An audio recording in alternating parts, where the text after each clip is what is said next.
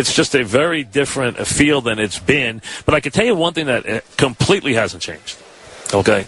Two things. Number one, as soon as I get down here, Chernoff starts about where the guests are. I mean, it doesn't take me. I can't even get the show off before he's like, do I need to fly down there? I mean, do you have any guests? All he cares about, he judges it. He doesn't care all year what I do. He doesn't pay one iota a day to what I do.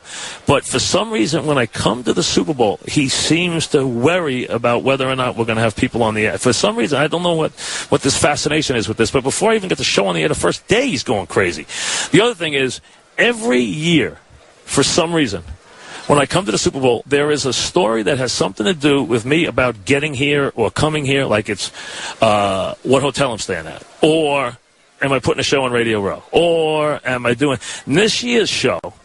I'm sitting there this morning watching television, and I talked to my kids as they got ready to go to school, on the school bus, because usually I take them to the school bus every morning, so that was like different this morning, so I always am there. And so I talked to them as they were getting ready to go, get ready for school today. And it was kind of, I guess, a little warmer, but a rainy-ish morning today. And I got a couple of phone calls about going to the airport yesterday, okay? And what went on at the airport. And I get a call from a couple of different writers, a couple of different people. What happened at the airport yesterday? I'm like, what are you talking about? What happened at the airport yesterday? And now I find out that it was a big deal today in a couple of places that I supposedly had a police escort to the airport yesterday when I left and went to LaGuardia. Okay? Now, let me tell you what really happened. Okay? I got to come clean. I didn't really have a police escort. These guys yesterday morning, these cops who work the Port Authority and work at the airport, actually came to my house, made me breakfast, packed my clothes, and they didn't pack them right the first time, so I made them pack them again. And then they got like 15 cop cars together, and they had like a big convoy, and we all went to the airport. And then they basically taxied me out onto the tarmac. I opened a plane up, and I got on. Now, what do you think? Honestly, I don't know where this story started. First of all, I went to the airport yesterday, okay? My wife drove me with the kids, got out of the car, and was greeted by a couple of guys who I happen to know because my driver, Julio, who's here because he's a Niner fan, who drives me all the time, is a longtime caller, Julio from Bay Ridge, everyone knows, and is a former New York City detective. So I know a couple of guys at the airport who are friends of his because I've given them tickets to games. I've given them tickets to games for their kids and stuff like that, so I know the guys. So yesterday when I was there, they came over to say hello. They walked me inside to the airport. And they hung out with me for a couple of minutes, talking sports. They sat down. I was there early. Somebody must have tweeted something. Again, it's the same thing. It's always somebody making up a story or something about me having a police escort to the airport. And then the guys in the morning picked up on it and started making a big deal about it. And then I got people calling me up about it. Nobody escorted me to the airport. And there's Julio on TV. We don't need to show Julio on TV. He doesn't need any more attention. Number one, nobody took me to the airport. Number two, when I got to the airport, I stood on every line. Not only did I stand on line, but I hate metal check, okay? It's one of my least favorite things in the history of the world because of the fact that I have a knee replacement, and it goes off every time. I stood on the line, waited, got up there, put all my stuff in the bin, and of course it went off. So the guy came over, and the policemen the guys were going to hang out with me for a little while because I was there about an hour early, were waiting at the end. When I got through, they were going to join me again and, walk with me and sit down and talk for a couple minutes, talk a little sports. I got in there, and the guy said, do you want to go to an area where you can have a private search, or are you going to do it here? I said, do it here. Well, this guy, I'm telling you, now, I don't go on the airport too many times because I don't like it that much, okay? So I go in there, and this guy proceeds basically to search me for and basically pat me down for like 15 minutes to the point where I was going to slug him.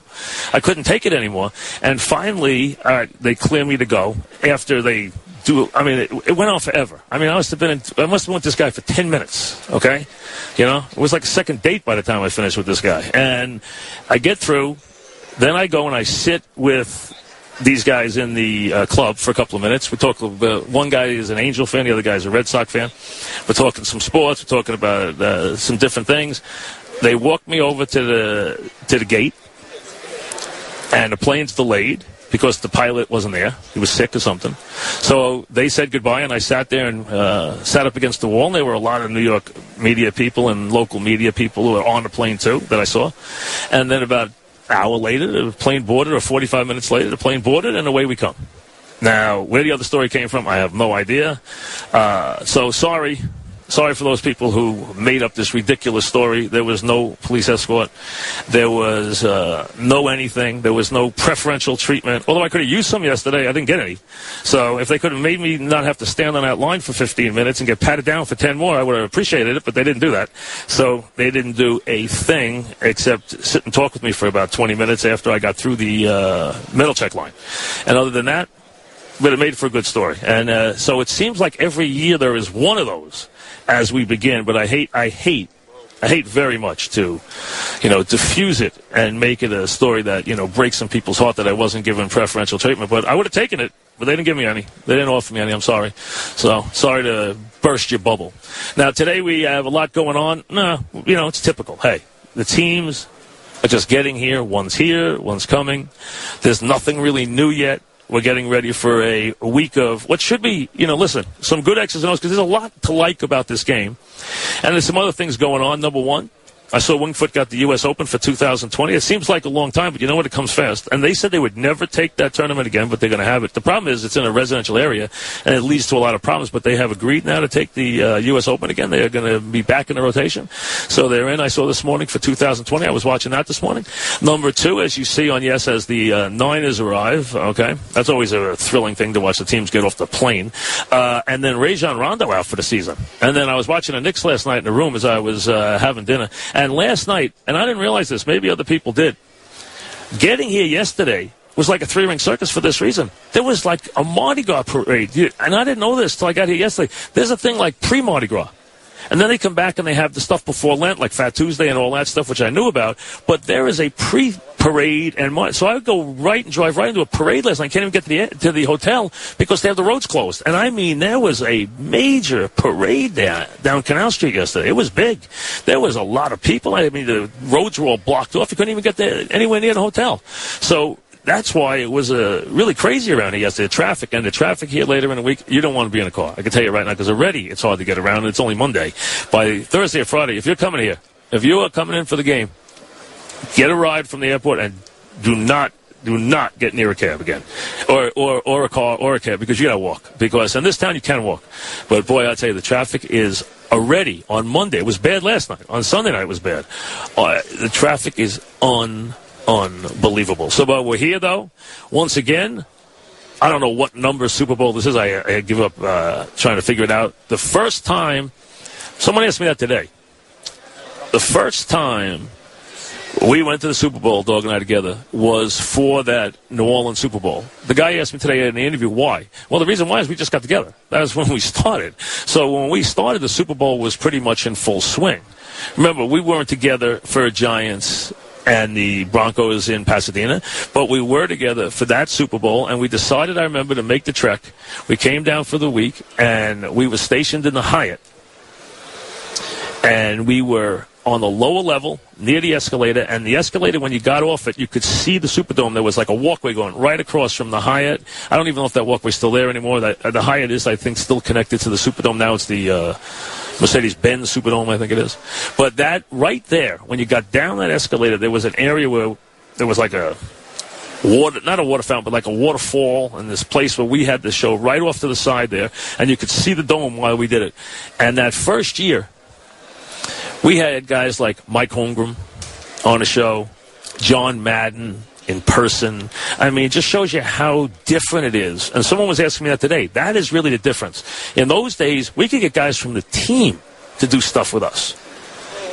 We had George Young Friday in front of like 1,500 Giant fans before the Giants and the Bills doing a Friday at 5 o'clock interview with us that I'll never forget. And we had the biggest crowd you ever saw that day in that hotel in Tampa, and we did the show from there. We had Mike Holmgren. We used to get the commissioner on. We used to have people from. Now you can't get. Now when these people hold a press conference, there's 2,000 people there. That's what's changed. There is no such thing as an intimate interview anymore. There is no such thing as being able to do anything that has to do with the people from the game, where you have any time alone, unless there's somebody you have a relationship with. That's different. You can go do an interview, maybe, set up a time and do it. But otherwise, it is a three-ring circus. It is basically, you know what it's like? The best way I can explain this to you, this is like the Democratic and Republican convention. That's what it is. It's like that size. That's what it's become, and it is that big. It's got that kind of bigness around it, and that is what has changed so dramatically. So let me let my police escorts that I got in New Orleans here go to lunch, and when we come back, we'll get things rolling right after this.